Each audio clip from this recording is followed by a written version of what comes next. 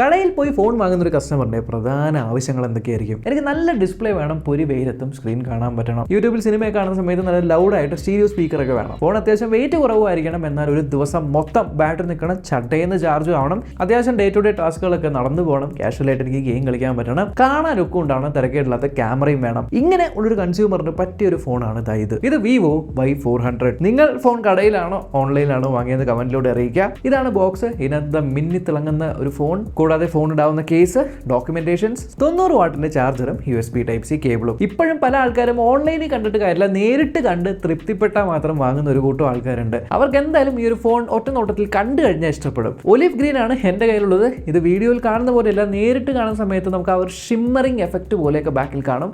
നല്ല ഭംഗിയാണ് ഈ ഒരു ഫോൺ കാണാനായിട്ട്. ചുറ്റും നിങ്ങൾക്ക് ഗ്ലോസി ഫിനിഷ് ഉള്ള ഫ്രെയിം കൊടുത്തിട്ടുണ്ട്. ഇത് മാത്രമല്ല ഒരു വൈറ്റ് കളർ വേരിയന്റും കൂടി ഉണ്ട്, ഒരു ബോക്സിന്റെ മുകളിൽ കണ്ടില്ലേ. എന്നാലും സ്ലിം ആയിട്ടുള്ള ഫോൺ 7.9 mm മാത്രമേ തിക്നെസ് ഉള്ളൂ. വലിയൊരു ഡിസ്പ്ലേ 6.67 ഇഞ്ചിന്റെ 120 ഹെർട്സിന്റെ ഫുൾ HD പ്ലസ് ആയിട്ടുള്ള AMOLED ഡിസ്പ്ലേ. ഓൾറെഡി ബോക്സിൽ നിന്ന് ഫോൺ എടുക്കുമ്പോൾ തന്നെ നിങ്ങൾക്ക് ഒരു സ്ക്രീൻ പ്രൊട്ടക്ടർ ഒട്ടിച്ചിട്ടുണ്ട്. അത്യാവശ്യം ബ്രൈറ്റ് ആൻഡ് വൈബ്രന്റ് ആയിട്ടുള്ള ഒരു ഡിസ്പ്ലേ ആണ്.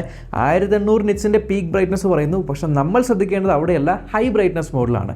അതായത് ഡയറക്റ്റ് സൺലൈറ്റിൽ കാണിക്കുമ്പോൾ എത്രയാണ് ബ്രൈറ്റ്നസ് വരുന്നത്. 1000 നിറ്റ്സിന് മുകളിലാണെങ്കിൽ ഒരു പ്രശ്നമില്ല. ഇതിനകത്ത് 1200 നിറ്റ്സ് ഉണ്ട്. സോ ഔട്ട്ഡോർ വിസിബിലിറ്റി യാതൊരു കുഴപ്പമില്ല. ഇനി ഒരുപാട് നേരം ഫോൺ ഉപയോഗിച്ചാലും കണ്ണിന് സ്ട്രെയിൻ വരാതിരിക്കാനായിട്ട് SGS-ന്റെ ഹൈ കെയർ ഡിസ്പ്ലേ ആണ്. DCI P3 colour camera display. കയ്യിൽ ചെറിയ നനവുണ്ട്, സ്ക്രീനിൽ നനവുണ്ടെങ്കിലും ടച്ച് വർക്ക് ചെയ്യും. നല്ലൊരു ഡിസ്പ്ലേയുടെ കൂടെ ഇവരുടെ മുകളിലും താഴെയും കണ്ടു സ്പീക്കർ ഗ്രില്ലുകൾ കൊടുത്തിട്ടുണ്ട്. ഡ്യുവൽ സ്റ്റീരിയോ സ്പീക്കേഴ്സ് ഉണ്ട്.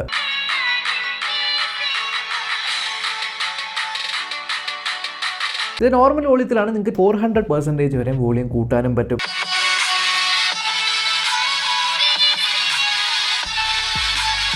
നല്ലൊരു സൗണ്ട് ഔട്ട്പുട്ടാണ് വരുന്നത്. ഹൈറസ് ഓഡിയോയുടെ സർട്ടിഫിക്കേഷനും ഉണ്ട്. ഒരു മൾട്ടിമീഡിയ കൺസെപ്ഷൻ വൈസ് നല്ലൊരു ഡിസ്പ്ലേ, നല്ല സ്റ്റീരിയോ സ്പീക്കേഴ്സ് കിട്ടുന്നുണ്ട്.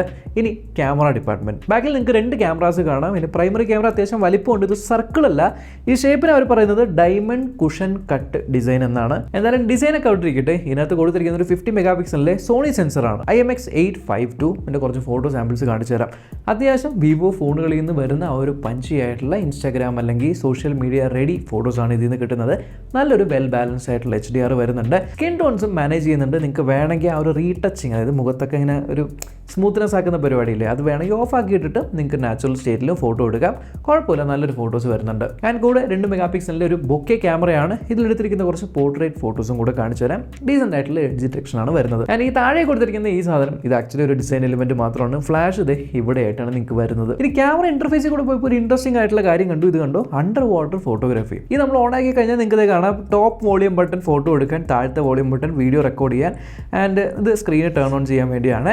ഇത് വെച്ചിട്ട് നിങ്ങൾക്ക് വെള്ളത്തിൻ്റെ അടിയിൽ മുക്കി ഫോട്ടോസ് ഷൂട്ട് ചെയ്യാനായിട്ട് പറ്റും. ഇനി വെള്ളത്തിൻ്റെ അടിയിൽ മുക്കി നിങ്ങൾ ഫോട്ടോ ഒക്കെ എടുത്ത് കഴിഞ്ഞിട്ട് ഈ സ്പീക്കറിലൊക്കെ വെള്ളം കയറിയിട്ടുണ്ടാവുമല്ലോ, അപ്പോൾ അതൊക്കെ കളയാനായിട്ട് ഇത് ടാപ്പ് ആൻഡ് ഹോൾഡ് ചെയ്ത് കഴിഞ്ഞാൽ ഈ മോഡിൽ നിന്ന് എക്സിറ്റ് ആവുമല്ലോ. ഈ മോഡിൽ നിന്ന് എക്സിറ്റ് ആവുന്ന സമയത്ത് ഇത് കണ്ടോ, നിങ്ങൾക്ക് വാട്ടർ ഇജക്ട് ചെയ്ത് കളയാൻ പറ്റും. അത് ക്ലിക്ക് ചെയ്ത് കഴിഞ്ഞാൽ ഒരു ശബ്ദം കേട്ടിട്ട് കണ്ടോ ഇങ്ങനെ വാട്ടർ ഇജക്ട് ചെയ്യും. ഇനി വീഡിയോ ഡിപ്പാർട്ട്മെന്റിൽ ബാക്ക് ക്യാമറയിൽ നിങ്ങൾക്ക് 1080p 60 FPS വീഡിയോസാണ് ഷൂട്ട് ചെയ്യാൻ പറ്റുന്നത്. അത്യാവശ്യം സ്റ്റേബിൾ ആയിട്ടുള്ള വീഡിയോസ് തന്നെയാണ് കിട്ടുന്നത്.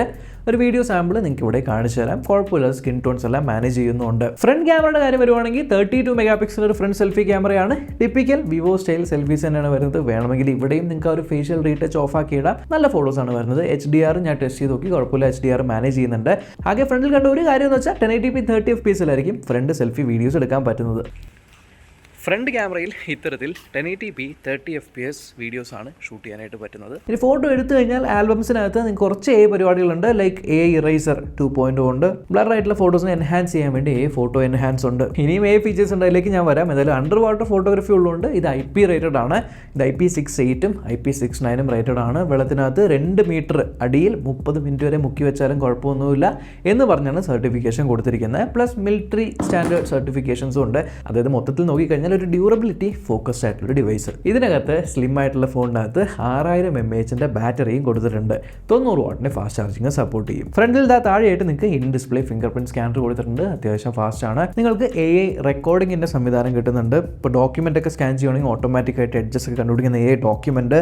നോട്ട്സ് എടുക്കുകയാണെങ്കിൽ നോട്ട്സിൽ നിങ്ങൾക്ക് AI പരിപാടികളിലേക്ക് AI നോട്ട് അസിസ്റ്റ്. പിന്നെ താഴത്തെ ബാർ ടാപ്പ് ആൻഡ് ഹോൾഡ് ചെയ്ത് കഴിഞ്ഞാൽ നിങ്ങൾക്ക് സർക്കിൾ ടു സെർച്ച് കിട്ടുന്നുണ്ട്. സ്ക്രീൻ ട്രാൻസ്ലേറ്റ് ചെയ്യാൻ പറ്റും. Power button press and hold ചെയ്ത് കഴിഞ്ഞാൽ ഗൂഗിൾ ജെമിനിയുടെ സംവിധാനവും ഉണ്ട്. പ്ലസ് ആൻറ്റണ, അതായത് റിസപ്ഷൻ, സെല്ലുലാർ റിസപ്ഷൻ കൂട്ടാൻ വേണ്ടി ഇതിനകത്ത് സൂപ്പർ ലിങ്ക്, ഒന്നുമില്ല 360 ഡിഗ്രിയുള്ള ഒമ്നി ഡയറക്ഷൻ എന്ന് പറഞ്ഞാൽ എല്ലാ ഡയറക്ഷനിൽ നിന്ന് സിഗ്നൽ ക്യാപ്ചർ ചെയ്യാൻ പറ്റുന്ന ഒരു ആൻറ്റണ ഇതിനകത്തുണ്ട്. സോ കോൾ ഡ്രോപ്സും കാര്യങ്ങളൊക്കെ കുറവായിരിക്കും. പക്ഷേ U I side one choice 15 ആണ് വരുന്നത്. ഒരു കാര്യം ഞാൻ ശ്രദ്ധിച്ചു, തേർഡ് പാർട്ടി ആപ്ലിക്കേഷൻസ് ഉണ്ട് ഇതിനകത്ത്.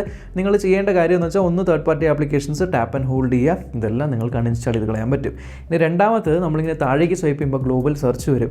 അതിൽ ഏറ്റവും താഴെയായിട്ട് നിങ്ങൾക്കൊരു സെറ്റിംഗ്സ് കാണാനായിട്ട് പറ്റും. ആ സെറ്റിംഗ്സ് എടുത്തിട്ട് content on home page click ചെയ്തിട്ട് ഇതിനകത്തുള്ള കാര്യങ്ങളെല്ലാം ഓഫ് ആക്കിയിട്ട് കഴിഞ്ഞാൽ ആ ഒരു ഹോം പേജിൽ വരുന്ന റെക്കമെൻഡേഷൻസും ആപ്സും എല്ലാം ഒഴിവാക്കാം. കൂടാതെ വി ആപ്പ് സ്റ്റോറിൻ്റെയും അതേപോലെ ബ്രൗസറിൻ്റെയും നോട്ടിഫിക്കേഷൻ കൂടെ ഓഫ് ആക്കി വെച്ച് കഴിഞ്ഞാൽ ആ പ്രശ്നങ്ങളെല്ലാം പരിഹരിച്ച് കിട്ടും. 8 GB റാമാണ് ഇതിനകത്തുള്ളത്.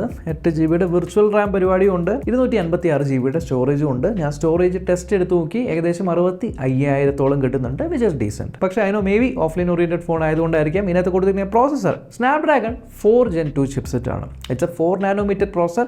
ഏകദേശം 5 lakhs വൺ ടു സ്കോർ വരുന്നുണ്ട്. ഒരു ഡേ ടു ഡേ യൂസിന്, ഒരു കാഷ്വൽ യൂസിന് കുഴപ്പമില്ലാത്തൊരു പ്രോസറാണ്. ഈവൻ കാഷ്വൽ ഗെയിമിങ്ങിനും കുഴപ്പമൊന്നുമില്ല. എന്തായാലും ടെസ്റ്റ് ചെയ്യുന്ന സമയത്ത് ഒരു കാര്യം ശ്രദ്ധിച്ചു, ഹീറ്റിംഗ് ഒന്നും ആവുന്നില്ല. ഏകദേശം 33 ഡിഗ്രി വരെയൊക്കെ പോകുന്നുള്ളൂ, which is very good temperature. അത് തീരെ ചൂടാവാത്തൊരു ഫോണാണ്. ഞാൻ ആദ്യം പറഞ്ഞാൽ പ്രൈമറി ഫോക്കസ് ഒരു offline oriented customer point of വ്യൂവിലാണ്. സോ നല്ലൊരു ഡിസ്പ്ലേ വേണം, അത്യാവശ്യം നല്ല സ്പീക്കേഴ്സ് വേണം, പെട്ടെന്ന് ഫോൺ ചാർജ് ആവണം, കുറേ നേരം ബാറ്ററി നിൽക്കണം, കാഷ്വലായിട്ട് ഗെയിംസ് കളിക്കാനായിട്ട് പറ്റണം, ഡേ ടു ഡേ പരിപാടികളൊക്കെ നടന്നു പോകണം, ഡീസൻ്റ് ആയിട്ടുള്ള ക്യാമറ വേണം, അത്യാവശ്യം വീഡിയോ ഒക്കെ റെക്കോർഡ് ചെയ്യാൻ പറ്റണം, കാണാൻ നല്ല ഭംഗി ഉണ്ടാവണം, സ്ക്രീൻ പ്രൊട്ടക്ടറും കേസും കാര്യങ്ങളൊക്കെ വേണം. സോ ഇങ്ങനത്തെ ആൾക്കാർക്ക് വേണ്ടിയിട്ടുള്ള ഫോണാണ് ഇത്. ഇതിൻ്റെ പ്രൈസ് കറക്റ്റ് എനിക്കറിയില്ല, കാരണം Y400 Pro ഏകദേശം ഒരു 20-25K ആണ്. അപ്പോൾ എന്തായാലും ഇത് അതിൻ്റെ താഴെയുള്ള പ്രൈസിലായിരിക്കും വരുന്നത്. എക്സാക്ട് പ്രൈസിങ് കിട്ടിക്കഴിഞ്ഞാൽ ഞാൻ താഴെ ഡിസ്ക്രിപ്ഷനിൽ ഇട്ടേക്കാം.